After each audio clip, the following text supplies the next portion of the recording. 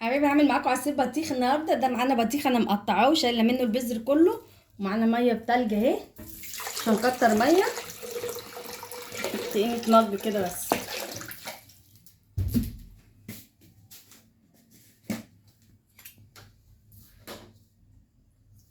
واحده اتنين تلاته اربعه، 4 معالق كفايه عشان البطيخ مسكر، ومعانا تلج.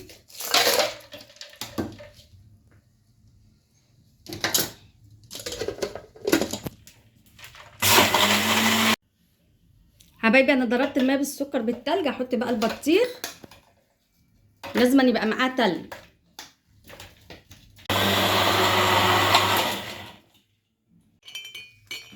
انا ضربته حلو يا حبايبي في الخلاط وهصبه معاكم.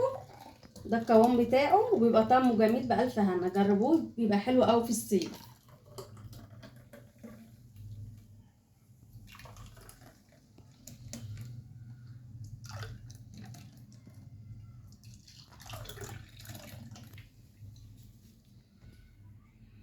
بألف هنا.